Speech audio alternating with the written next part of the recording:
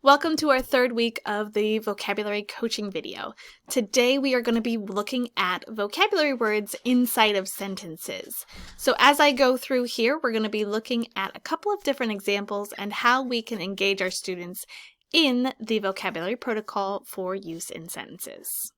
This is going to be for November 8th through the 19th, so it's a 2-week focus here. All right, so we have 4 steps that we're going to cover today. First, we're going to look at the examples that I give you on the cards, as well as some other things that you can do also. Second, we're going to look at how we're involving our students, ensuring that each of our students are going to be actively engaged in the process. Third, we're going to be looking at the writing portion, how we can provide opportunities for our students to practice writing these words in sentences, and also for application outside of vocabulary time. And fourth, we're going to look at how we can be intentional in our conversations using these vocabulary words in our everyday classroom language. Okay, so the first example I have are the use in sentences that are on your presentation. There are 2 sentences that I give you on the presentation, and there's an additional sentence on your card. The first one always on your presentation is the one that is given to me by Open Court. This one matches the image that goes with the vocabulary presentation. This one is found right from that visual vocabulary, so anytime that you have the story and you're doing it digitally and you click on a vocabulary word, this is the picture that pops up for you. So that's the first one. And then the second one, this is also usually from Open Court. I try to find it from different examples from the different days in the vocabulary instruction. However, sometimes they do not have examples. So sometimes I just make it up on my own. And then the third one on the card, I will always make up on my own. And that one's just using the word in different spots. So some other good instructional practices that you need to remember to do outside of the vocabulary in the sentences. First, I kind of already talked about, there are 2 sentences that are given to you with a third one on the card. You can also make up more of the sentences, and they don't have to really be written out or anything. You can just say them verbally aloud for your students to hear. Make sure as you're adding in I already said that, it don't need to be in the presentation. Make sure that as you're giving sentences out to the students, that you're not allowing students to be volunteering at this time. As you are introducing the word and it's the first time that it's being exposed to the students, you want to make sure that these examples are true examples, and you can't really tell if the example that the student is going to share is true or not, unless, they share it with you beforehand personally. But I think a good rule of thumb is just to make sure that you are the only one giving examples so you know that it's a true example. Using your context clues. So as you're using these sentences and making up these sentences, making sure that you're using the context clues and that the context clues are clear. As we're going through our vocabulary and use in sentences, we want to make sure that the examples that we're giving are clear for our students. And finally, as you're giving more additional sentences for your examples, you want to add in a picture or a tangible object that the students can see.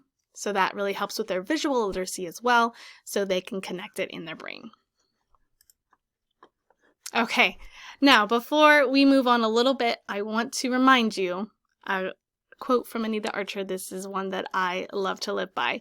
It says, "Avoid the void, for they will fill it." And this is talking about your students in your classroom. Your students need to be actively engaged in your vocabulary lesson. If it's just you standing up there shooting the definitions at them, they're going to fill the void of them not actively doing anything with things that are not on task.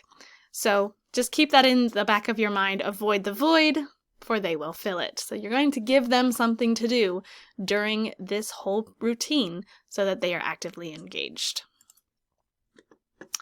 One of the things that you can do, and one of the easiest things that you can do, is your motion. So prompting your kids to do the motion each time that they hear the word read in the sentence. You come up with a quick motion, something simple for them to do, so they are actively listening to the sentence, reading along with you, and when they come to that vocabulary word, they do that motion with you.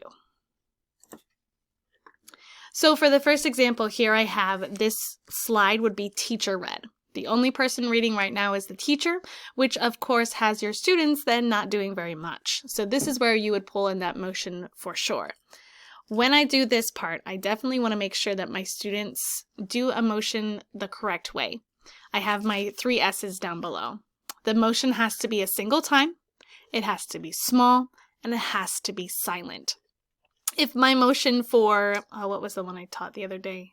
Crevasse. If my motion for crevasse is this, which is a deep crack, then I don't want them doing this because it's too huge and it distracts from what we're actually doing. I want it to be nice and tight right here in front of me. I want it to be one time, not over and over and over and over again. And I want to make sure that they stay silent as they are doing this, because if they're going crevasse, then they don't really listen to the actual context clues that they're given in the sentence. So for this one, for panic, I would just do this, and I would read the sentence, and my students then would follow along with me just with their ears. And whenever I came to the word panic, they would show me panic silently, smallly, and singly. So this would go, the whole crowd went into a panic when the alarm sounded. And I would actually prompt them too, to show them where the word panic was. But as we move on, there are a couple more things that you can do with your students to make sure they're actively engaged, because we definitely don't want to read everything for them and just have them sitting there waiting for the next thing. So here are a couple examples that you may choose to do for reading together time. For the use in your sentences, we have 5 different ways that you can read these. We have choral reading, echo reading, close reading, silent reading, and whisper reading to a partner. So I'm going to demonstrate each of these for you. Okay, Emmy, are you ready? Okay. This is Emmy. She is a 1st grader, and she's going to help us today with some demonstrations on how to do each of these readings. So this is the word navigate, and the first thing we're going to do is we're going to choral read together. And I explained to Emmy already that choral reading is kind of like a choir. A choir sings together, so we're going to read together, okay? All right, are you ready? I'm going to point and we're going to read together. Okay. When I'm in the car, I use Google Maps to navigate to different places. Very good. Okay, ready for the next one? All right, let's go to the next one. This one is called echo reading, and just like we hear in a cave, when I say something, something says something back to me, right? It's called an echo. So this one, I would read first as the teacher, and you would read second after me. Okay, so let's go ahead and try it for a glance. I glance over at my partner to see what we're doing. Your turn. I glance over at my partner to see what we're doing. Excellent job. Good. That was echo reading. Then let's go to close reading. And this is a little bit different than close reading. Close reading is when I'm going to stop on a specific word, and it's the student's turn to say that next word and only one word only. Right? So when I stop, it's her turn to say the next word. Are you ready to practice? Yeah. Okay. John was so nervous about his test tomorrow. What? That he became restless. Oh, so whenever I stop, it's her job to do the next word. Okay, this one is silent reading. What I like to do on this one is that we read it together. I would model read it, and then they would go back through and they would silently read it in their head to themselves. So I'll show you that first. In football, players run toward the end zone. Okay, now it's your turn to read this inside your head. Go ahead.